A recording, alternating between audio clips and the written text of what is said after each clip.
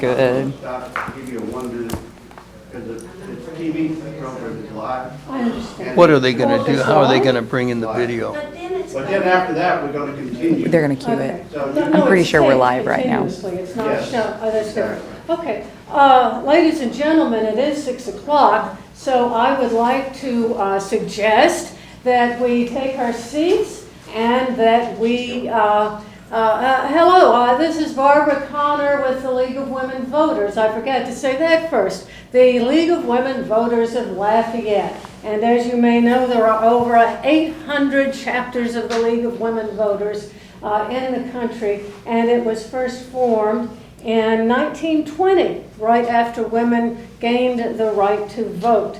And I must say, membership is open to men and women, and anyone over the age of 18 is welcome and encouraged to join the League. So the League works to educate and inform voters, and we have, Lafayette League of Women Voters in particular has been studying several issues. This is one, and we work to increase understanding of major public policy issues and then influence public policy through education and advocacy.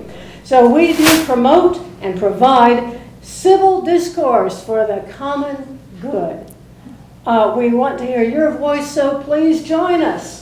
Now, to begin with, I am going to demonstrate turning off the cell phone. We are very pleased this evening to be discussing an exciting proposition we've been talking about for years now. And in fact, Ms. Brooks said, you know, we go way back on this. We do. This is the 100 acres in the center of Lafayette. It is literally close to the geographic center of the city of Lafayette. 100 beautiful acres. And so this has become a park, or a plan for a park. And I do want to mention that the League of Women Voters of Lafayette has issued a support statement. And I'd like to tell you this. We support increasing the amount of open green space and parks in Lafayette, protecting a unique natural landscape of significant beauty, and increasing the number of sidewalks and bike paths. So, ladies and gentlemen, we do plan to finish this taping within 57 minutes so that it can play on AOC, I hope, several times. And we also want to thank AOC Community Media very much for their promotion of community awareness, and we thank them for making all of this possible. Now, I'd like to ask the timekeeper to raise his hand for you've already mentioned who you are to the panelists? Okay, you're going to have 17 minutes each to speak, one after the other, or you can talk at the same time in dialogue. However you want to do it, we just want to listen. So that's going to be a total, you're testing my arithmetic, 34 minutes. All right. Then we will have a 20-minute question and answer period. 1-minute question and a 1-minute response from each. I want to tell you that ahead of time so that as you listen, you can compose within your own mind a concise, precise question with decorum. Let me introduce to you, please, to my left, Mr. David Calhoun, who is the Executive Director of Lafayette Central Park Incorporated. And next to him is Elizabeth Brooks, who is the Director of Planning and Design. So let's give them a warm round of welcome. Thank you. Thank you. Now, let's see, is the video ready, or do you want to wait a little bit longer? Let's wait a little longer. All right, well, let's go ahead and get into our discussion. We have several things we wanted to discuss. I guess the short version is where are we and where are we going? You want to start first, Mr. Calhoun? Barbara, let me do that if I can. Thank you very much for this opportunity. We're very happy to be able to bring this message to you and to the public. This is the beginning, frankly, of our entire public activities of gathering the public information. A little history for you first. E.B. and I met 8 years ago without knowing that we met. We both attended a meeting shortly after it was announced that the horse farm property was going to be sold by UL. And at that time, I was involved with the Community Foundation of Acadiana. E.B. was a student, as you know, at UL. Both of us had very strong interest in going to that first meeting just to hear how this was developing and what was happening. Without conferring and without even knowing each other, we left that meeting both with kind of the same unified mission that this probably was not going to be the best use for this land in the long run, and certainly not from the community standpoint. I returned back to the Community Foundation, and over that 8-year period, the foundation played a very strong role behind the scenes of working with both the university and the city in trying to move this property forward to the point that it is today. In the meantime, EB and the Save the Horse Farm people continued their grassroots campaign and kept the community spirit as well as knowledge to a very high level. So now we're coming up to the current time. In January of this year, Lafayette Central Park Incorporated, a 501c3 nonprofit standalone organization, was created, and a board was named primarily of business and community leaders. And the whole sole reason for Lafayette Central Park is to plan, design, construct, and maintain and operate a Central Park in Lafayette. And so consequently, our group is currently calling it the Park at the Horse Farm. We don't know what the name's going to be, just like we don't know a lot of things. In fact, one of the first things the board did was to understand they'd done a lot of things, but none of them had ever built a park. So we incorporated the use of the Urban Land Institute, highly respected group from Washington, D.C., to come down and tell us how to gather the information from the public. How do we structure this? Because from the very beginning, public input was critically important to the whole process of this park. So from that point, and that's incidentally, there are two phases in a park: the program and the design. First, the program is what goes into the park. What do you want to go into the park? The second is the design. Where are you going to put the things you want in this area? We had no idea how to proceed. ULI gave us a roadmap and said, these are the steps that you need to take. From that point, we then came back, formed another committee within our organization for planning, design, and construction. This committee, we determined, should be made up of professionals, highly skilled professionals from our area. Lafayette, as you know, has a great, not a surplus, but a great amount of highly trained technical engineers for one area because of the oil industry. When we approached the individuals, we said, number one is, as with our board and as with our staff, all members of any committee on our organization will sign a 6-page document of a code of conduct. Additionally, it is also a conflict of interest document that said they will have nothing to do from a commercial standpoint with any endeavor that they're involved with the park. For the Planning and Design Committee, the people themselves said, we can make a better contribution to the community by sitting on a group that's going to screen the people that are going to be hired to build this and design this park, and then the money we could make as an engineering firm doing the work. And so consequently, we ended up with some of the finest and best respected companies in Lafayette and in this area to sit on this board to screen our candidates for master planners. We sent out a request for a bid, and from that we received 16 responses from around the United States. And these are major landscape companies, major. Every park that you can think of that's been built in the last 10 years was represented in the people that submitted their bids to us. And when I say we, I had nothing to do with it. I'm just the guy that stands in the front and directs the orchestra. But the Planning and Design Committee then had to go through all of these, and it narrowed it down to 6 firms.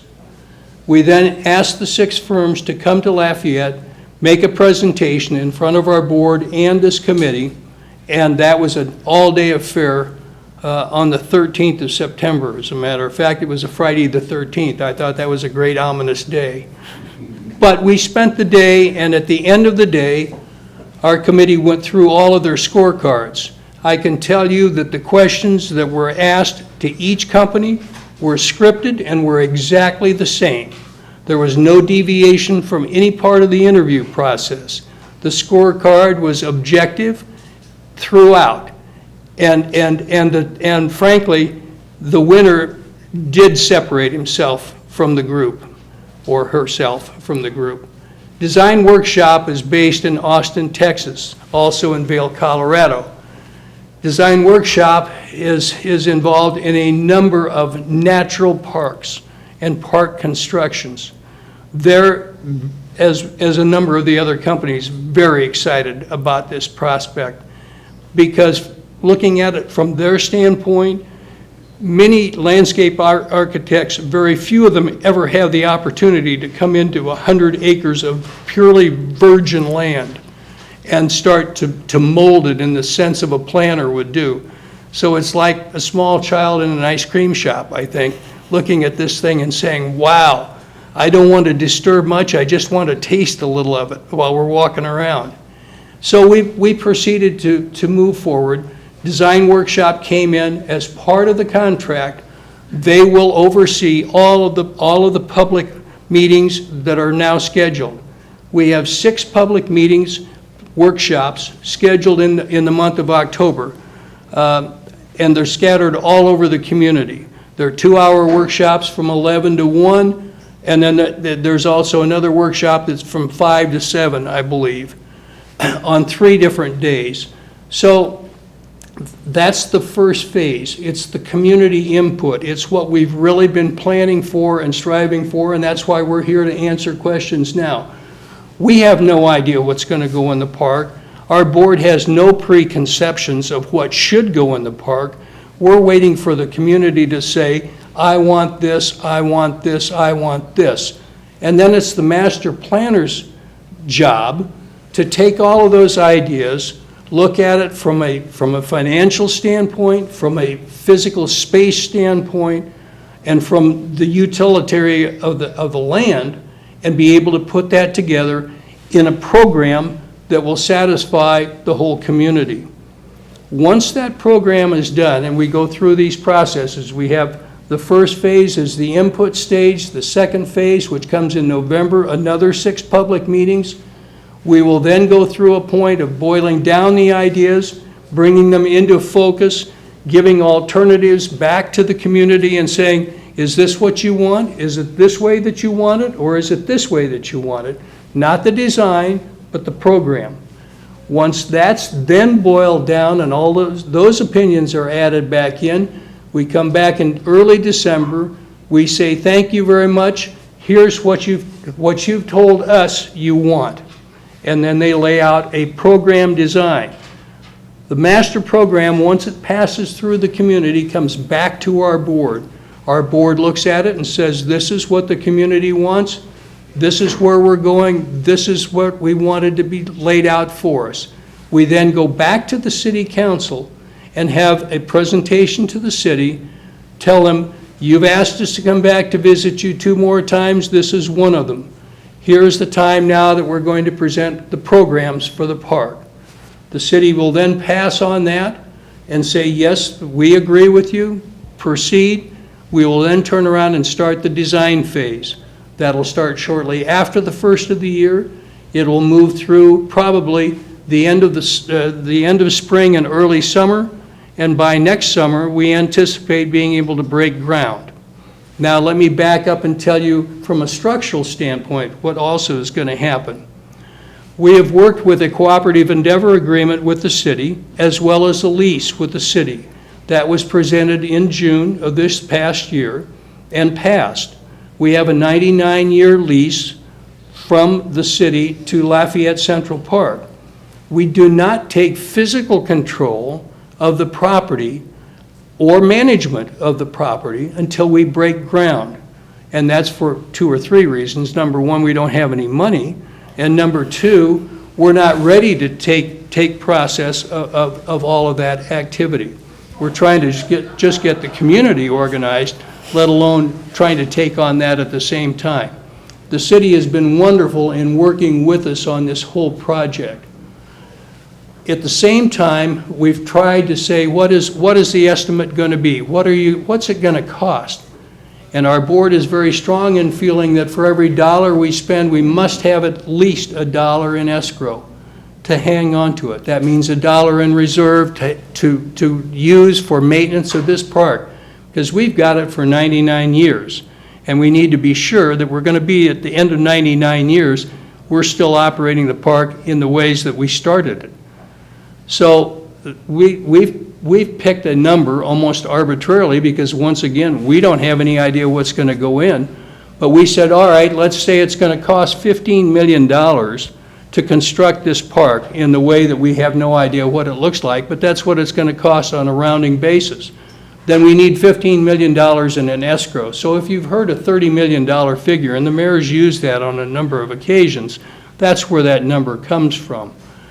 We'll know a lot more once we start seeing the programs and then the design and where we're going and what the costs are going to be. And I can guarantee you when we break ground, we'll know exactly what the costs are going to be. But in the meantime, we'll use that as our number, and we'll start going to a fundraising campaign, which will probably be in the spring. That's kind of where it is, and that's kind of where it's going. Evie's going to talk a little bit about some of the other outreach that we're doing, some of the ambassadors programs that we've created, and a number of other opportunities for citizens to become involved in these processes as we move along. It's critically important that we get as many people into this whole program and into this whole field so that they too understand where they're going. We'll talk a little bit more about the fundraising part later, but we'll let Evie take over at this point. Ms. Brooks, go right ahead. There we go. Well, thank you, Dave. I don't know if that was your full 17 minutes, but it's okay. We'll quarterback this. So I think that you really laid it out nicely, and one of the things that we're really excited about is collecting this community vision, because we are, as a board and as the staff, really committed to gathering this input and really crafting a community-driven vision that will create the design of this park. And so one of the ways in which we really thought this was really important, this was actually one of the recommendations that came out of the Urban Land Institute's report to us, was that we should create kind of a community ambassador program. And so we've done that. We've collected a great group of 22 individuals that are a very great representation of a diverse cross-section of the community. Each of these members has so many different connections out in the community, from faith-based communities to different organizations and schools and all these different clubs and interests. And obviously everyone kind of has a vision for this park. And so what we really wanted to do with this group was have them serve as kind of a two-way conduit, where they would bring the Lafayette Central Park message and the excitement out into the community and make sure that everyone in their various constituencies and their communities and clubs knew about the various opportunities that the community had to come out and give their input. But also when we start talking about these different programmatic elements, they would be kind of a voice of these special interest groups and these different clubs that could come to the table and actually be those representative voices, being a conduit to us of these different special interests. And so I'm sure that almost everyone in Lafayette knows at least two of these community ambassadors. It really is a phenomenal group. And they are very excited. We had a meeting last week where we really kind of hit the ground running. and gave them all sorts of different materials where they could go out in the community. We have little push cards that they're kind of distributing throughout the city. I think you probably may have seen one at a coffee shop or at a meeting recently. That kind of describes the different process that we're going to use in October to gather this community feedback. And then also kind of getting Dave and I in front of other organizations in the city. That's one of the reasons why we kind of put this group together, is so they could help us facilitate meetings just like this, where we could get in front of different community groups and actually make a similar presentation where we could get people on board and understand the process and the project approach that we're all using to create this park at the horse farm. So, if I didn't forget anything. No, I think that gives the overview. Let me come back and tell you just a few philosophical standpoints that I think I can speak for our board, and I know I can speak for Evie and myself. This is truly an opportunity for a life-changing opportunity for all of us in a community. These things don't happen very frequently. What we set in place today will be something that will be serving this community for generations. And it very well can be, and probably will be, an impetus for a number of other things. There are a lot of very exciting things happening in our community right now. As you know, there's a comprehensive planning basis going on that is very inclusive and is going to be a very substantial document when it comes out.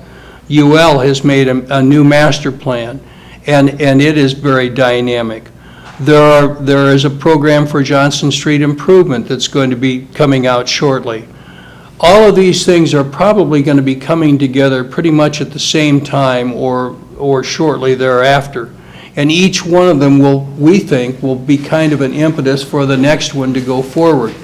We're hoping that once the park is developed and opened and is truly a world-class type of operation, that it will then further spawn some other interests in some of the areas that some of our community people have, whether it's in biking or hiking or walking or nature trails or education or conservation or whatever it may be. But it's going to open the door to a number of opportunities to make the lifestyle of the Lafayette citizens better than they've had in the past.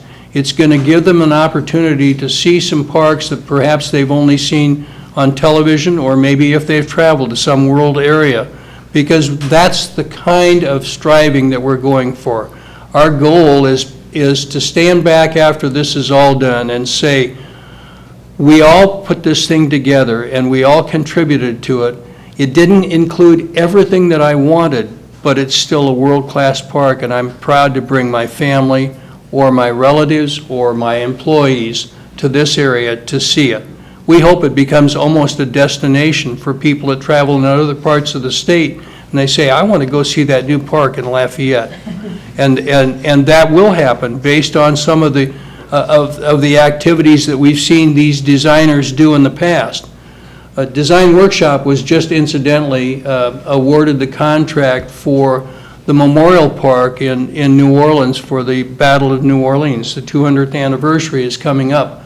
And they, through a juried show at LSU, came out as the #1 selection for that group, which makes our group feel a lot better that we've had now even professional peers looking over our shoulder and still judging this same group as ones that are capable of taking on a national park. So all of these things, I think, probably lend us into where we are.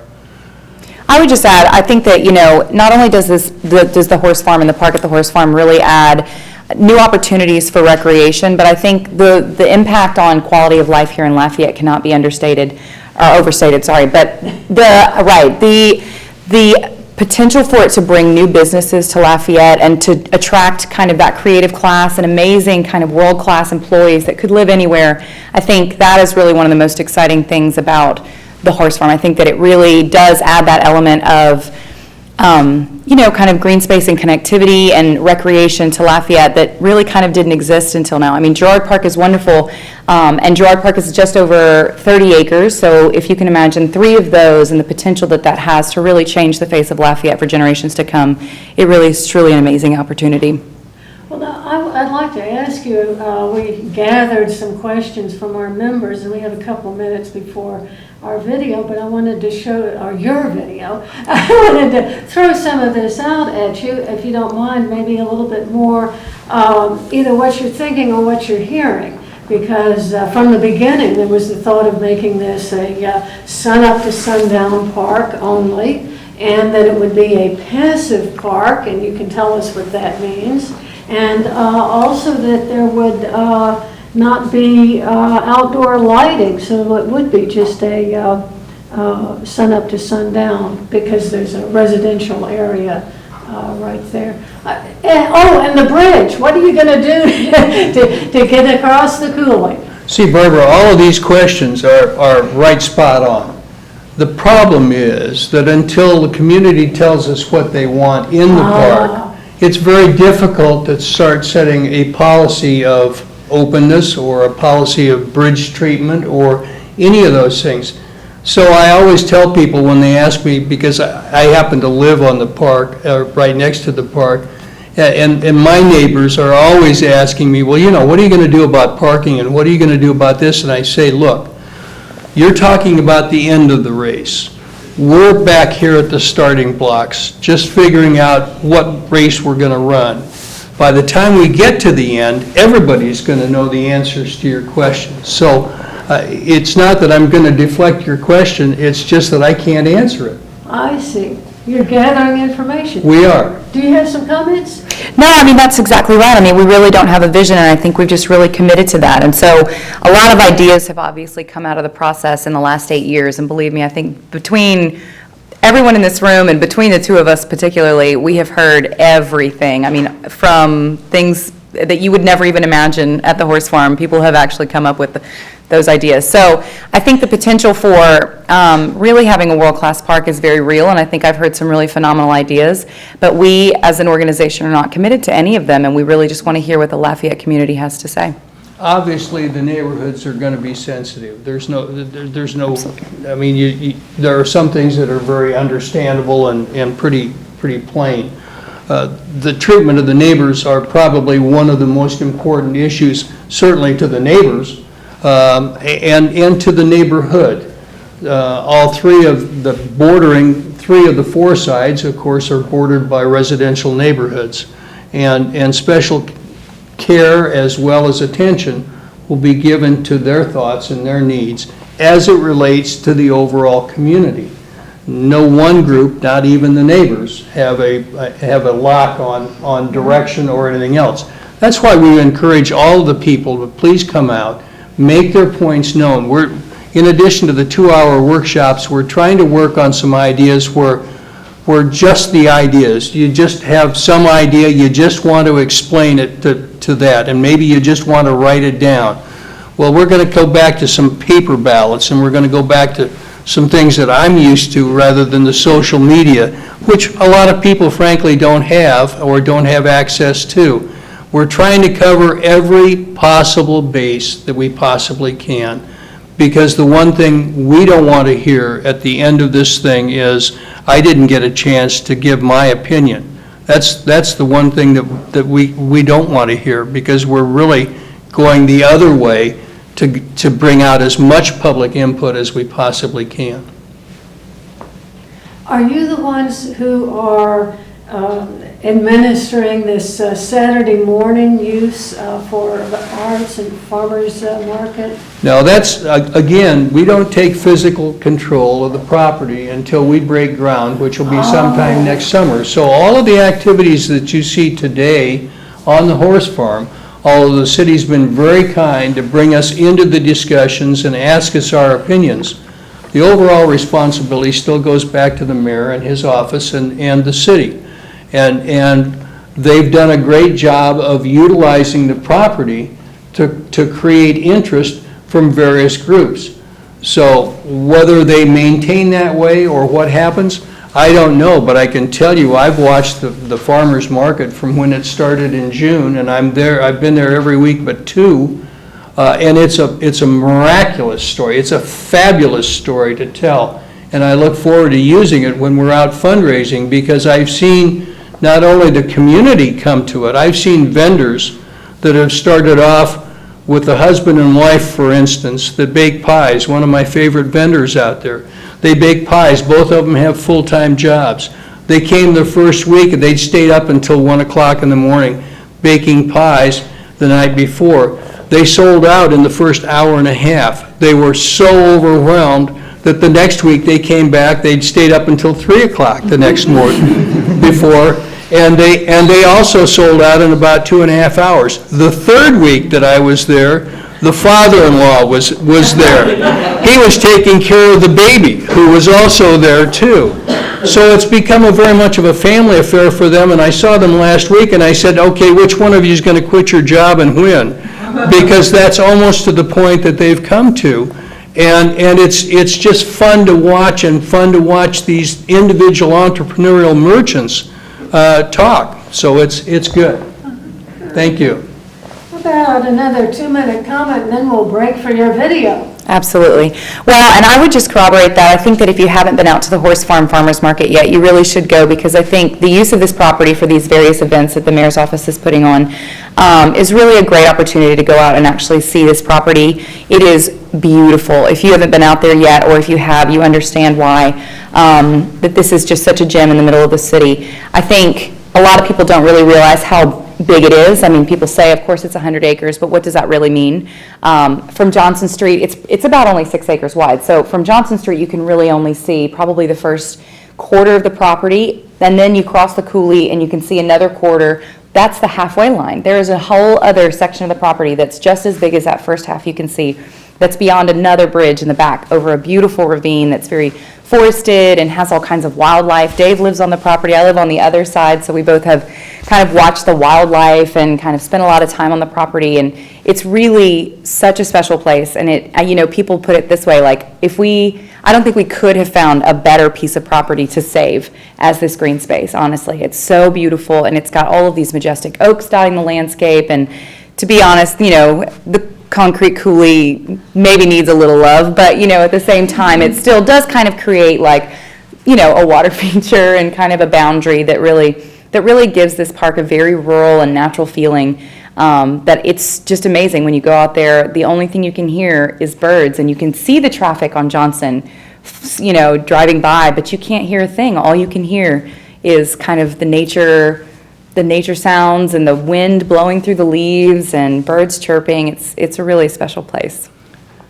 Well, thank you. Listen, let's take a break. I think that you all brought a 4.5 minute Right. video to share with us. So, yes, let's watch.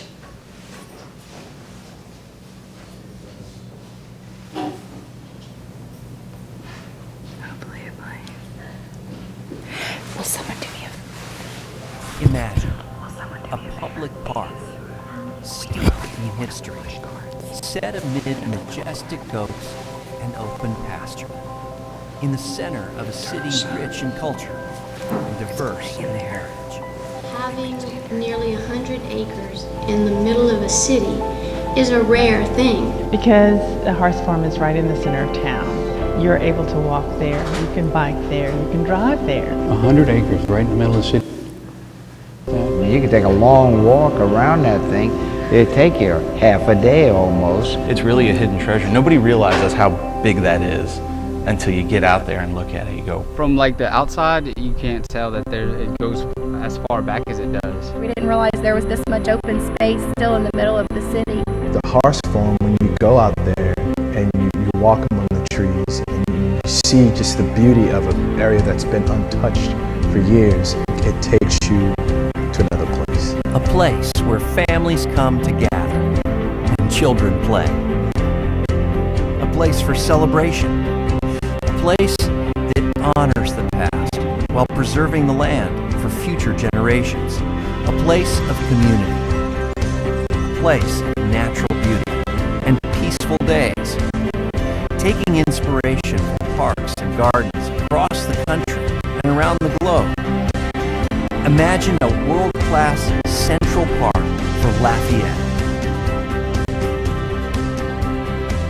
Lafayette doesn't have enough green space, particularly passive green space. We have a lot of sports activities and a lot of fields dedicated to that. but at the same time, we just don't have that many opportunities to really kind of get away from the urban life and have a respite in nature. And I think that's really what the horse farm provides. I have my grandson out here today, and I see him climbing in the same trees that we climbed in as kids, and I see him enjoying this property the way we enjoy this property, the way little boys and little girls should enjoy a raw piece of property like this.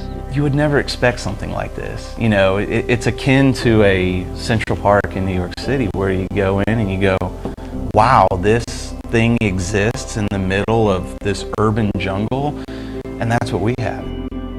Just take a look around at this beautiful green space that's available to us in Lafayette. So the energy at the horse farm is really elevated. I think due to the fact that it's such a nice venue, the oak trees and all. Every week we have people asking about the future of the park, and so to imagine the energy that's at the market now to be expanded to the horse farm is just really exciting. It's just such a great feeling to be a farmer and come to one place and just have thousands of people come through here, you know, on a single day. It's just such a great place for the whole parish to enjoy. There are endless possibilities and an opportunity to build upon our history and leave a legacy for future generations. I would like to do play around with my kids whenever I get older and watch them on the playground, and probably have a picnic there too. Your imagination will determine the future. Join the community as we shape and mold what this park at the horse farm can be. The possibilities for this property are endless. I think that really what we want to see is we just want to build a park that really represents the community desires of what they want at this park. If everyone would just give what they can in a little bit, whether it be financial or just a public support of this project, I think it would be awesome at the end. Share your dreams of the future and help us to build a legacy. It'll take a community with ideas, with determination, and with generous hearts. The park will become what we determined it to be. Come together. Create.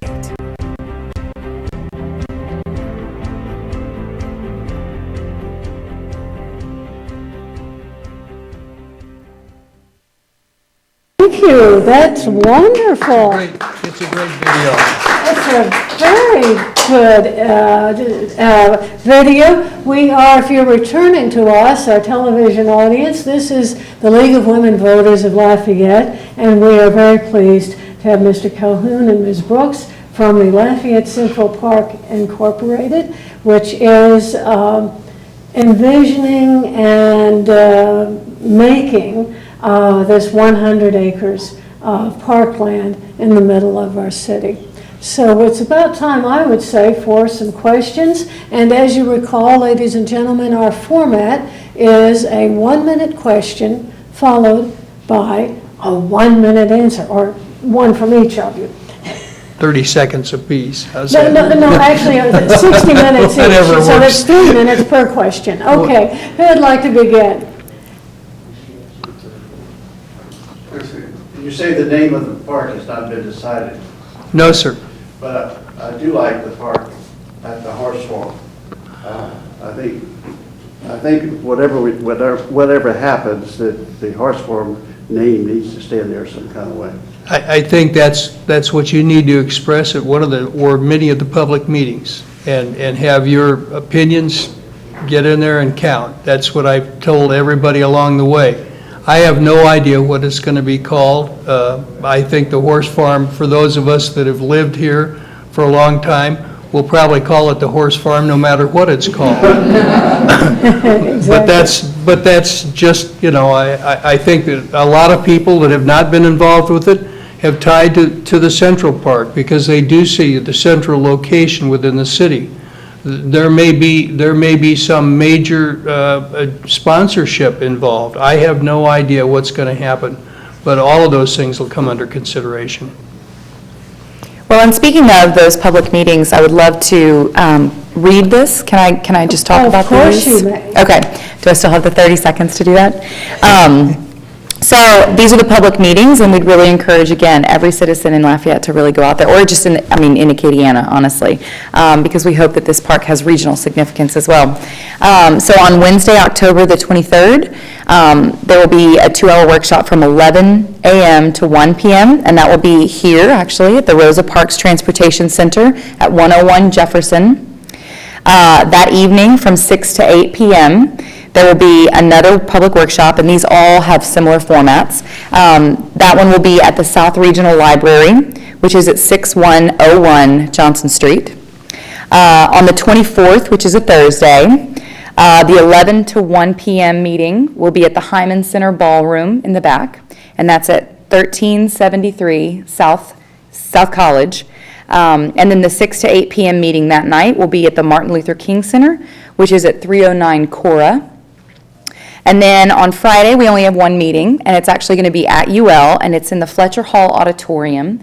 And as you know, Fletcher Hall is the white building that's at the corner of Lewis and Girard Park Drive.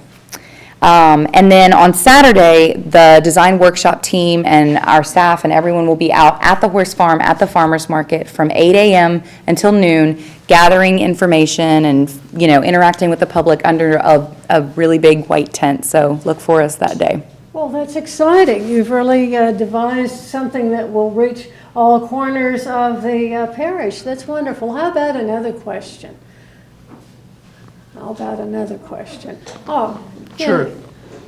You may not be able to answer this now, but what is your thinking so far about where the funds will come from? What kind of fundraising efforts are being anticipated at this point? Just where's the thinking on that right now? Right now, we're looking at all areas, I can imagine. obviously. But I think that the primary campaign will be activated in the spring. I would anticipate that it will be after Mardi Gras and before Easter.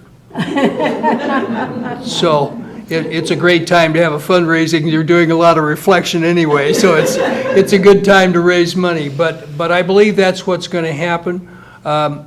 It's going to be an opportunity for anybody and everybody. And as I've said, we're going to try and have a number of levels of participation, because frankly, I would like to see the $100 donor that the family has to work very hard to make that contribution feel the same thing when they walk on that property with their grandchildren that a company president that has made $1 million donation feels.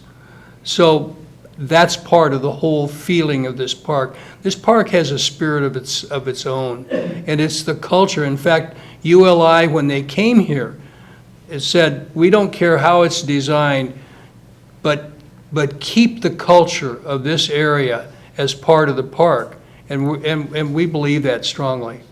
If you go out on the park, and I would encourage you all to do that during a farmer's market or some of these other public times, just walk around, and it doesn't take very long to understand what a special place it really is. Yes, ma'am. Well, speaking of walking around the park, at this point, is any portion of the park restricted, or can people just go walk throughout the entire park?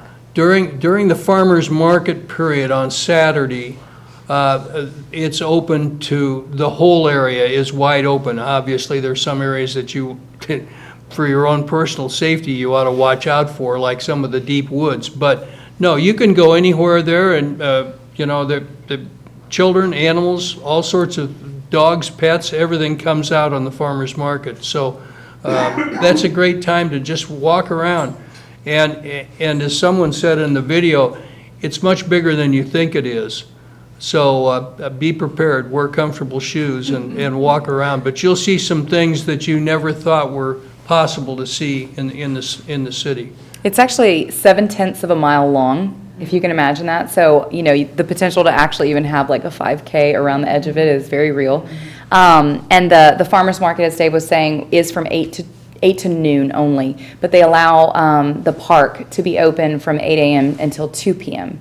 So if you want to bring a picnic basket or, and just bring your dog or your children, you're welcome to be out there. But other than that, during the week, it's not open.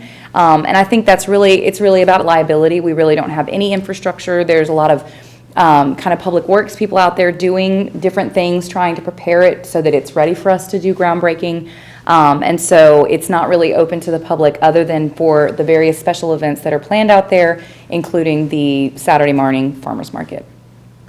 And I wanted to mention for the $1 million donor and those who are not giving that much that I heard you say it's a 501c3. It is. Which means all donations can be, depending on your tax status, can be deducted from your income for That's tax correct. version. All right.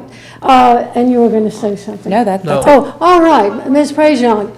You mentioned having a group of ambassadors. Mm-hmm. Would the list of those individuals be available in the event we wanted to make contact with them? Absolutely, absolutely, yeah. Sure. If you want to just see me afterwards, I'd be happy to. I don't have it in front of me, but I would be happy to kind It of. also very well may be posted on our, I don't think it is yet, but I think it's a great idea and probably should be posted on our website. Yeah. We have a very active website at LafayetteCentralPark.org that you can go to. You can see this video. Will more than likely have other things that are already on the website, frequently asked questions and things, and the list of the ambassadors should also be there too.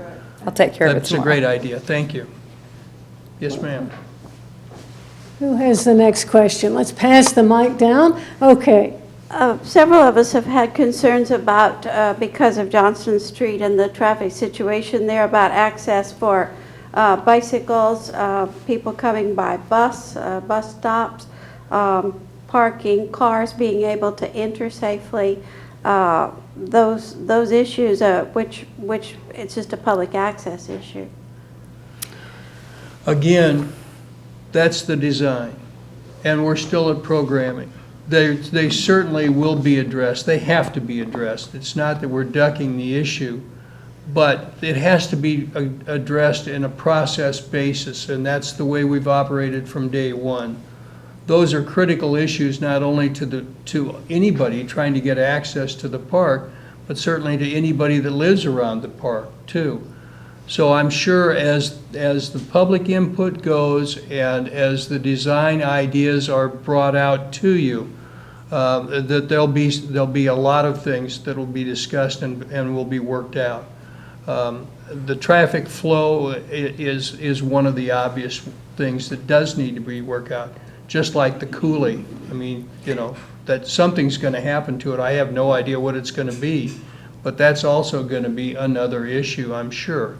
So those will all come out in this whole process, and it's critically important that is all communicated to the community. Yes, ma'am. All right, we're going to have to think about just getting a few more questions. Okay. Question back here. Well, could you say one or two things that the winning design company said or presented that caused them to be separated from the rest of the applicants? Trade secrets, we can't say anything. No, I'm kidding. I didn't vote on it. I did observe all of the presentations. I can give you my personal opinion, which is probably not worth very much, but I'll give you my personal opinion anyway. I think the team concept that they brought to this thing was overwhelming and very impressive. First of all, 60% of the entire team is either a resident of Lafayette or has a Louisiana connection of some sort, and that was critically important to us. I mean, we're dealing with a city-purchased piece of property, and we can't just think that we're going to bring in a lot of people from an outside area. Their connections and their interconnectivity as a team was very, very positive. They trade off responsibilities very easily. They assume all of the responsibilities, and I think you'll find in the public gathering information process some very smooth flowing and understanding people that will seek out your opinions and build a program and a park that we're all going to be very proud of. If I may, I can add a little bit. So Design Workshop, for one thing, had worked with Perry Franklin and Associates, which is their kind of outreach and engagement strategist. And they're out of Baton Rouge. He's a wonderful man, and he has married a Lafayette girl, so he certainly understands the culture of the area. And they'd worked together on a lot of projects, and that was very key because we knew that that relationship was already established and that trust was there. Then they also hired two really well-renowned and very well-respected local experts. One is Bill Fontenot, who is the nature dude, as people know him as, and he's their kind of on-hand ecologist. And then they also hired Dr. Ray Brasseur, who's a professor at UL, who is, just very attuned to the cultural realities here in Lafayette and the historic ties. They also hired ETM and Associates, which is a park operations and maintenance expert firm. I mean, they basically have just an approach of really going back, and every time we kind of think about a different element that's going to go in the park, circling back and trying to figure out what does it cost and what is it going to cost to maintain. And that's also something that we need to kind of really be, ahead of this entire process. And so between kind of that team dynamic and the local experts that they brought to the team, and they also had just done a lot of preparation and were literally ready to hit the ground, not just running, but sprinting with us, because that's the timeline we need. We had, and that's important, we have a very tight time schedule from people that stand back and look at these things and they say, you're gonna bring us in, you're gonna have these public meetings in 40 days, and in 70 days you're gonna take the whole program forward, and then in 90 days we're going to start designing it, and in 180 days we're going to break ground. And we say, we think that's about right. And they said, okay, we're with you. And so we gave them that opportunity, and they've lived up to every one of our expectations thus far. I speak very highly of them. Yes, ma'am. How about one last question?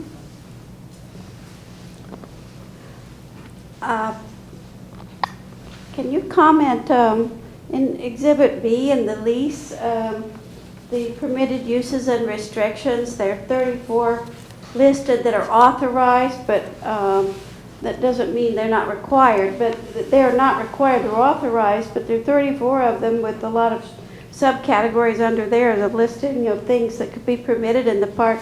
Number 1 is natural areas, greenways, and trails. The rest of them are not dealing with the horse park that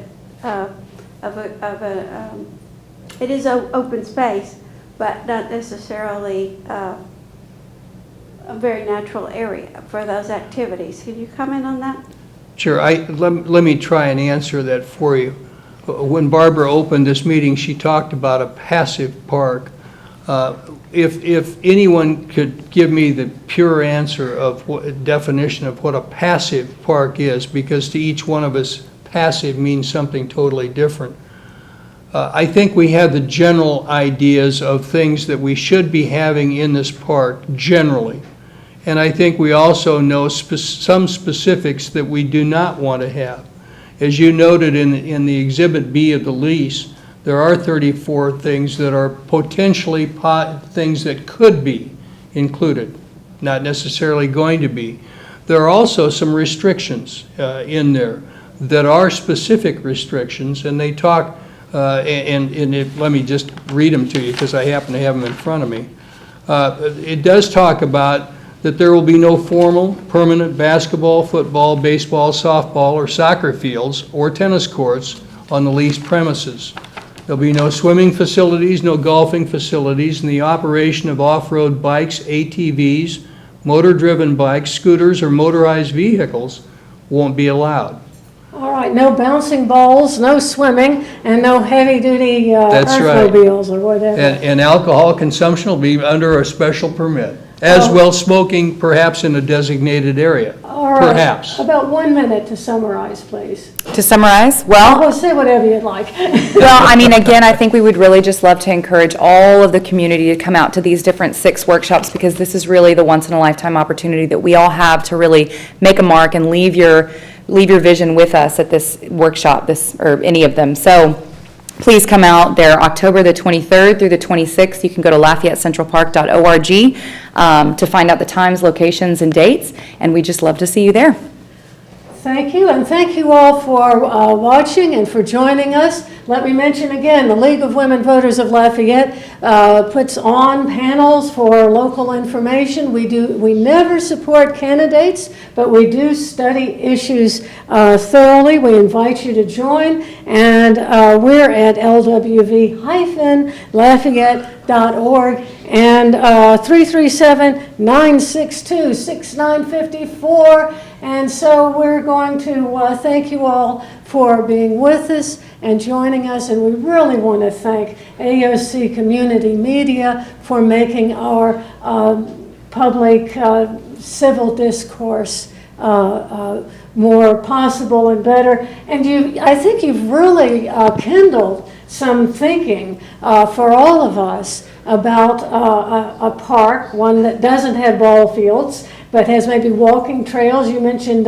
jogging, and of course you have to be careful not falling into the coulee. I'm still worried about that. Yes, please don't. But it's such a pretty curve to it through the park. So thank you very much, and thank you. Thank you for having us. Thank you.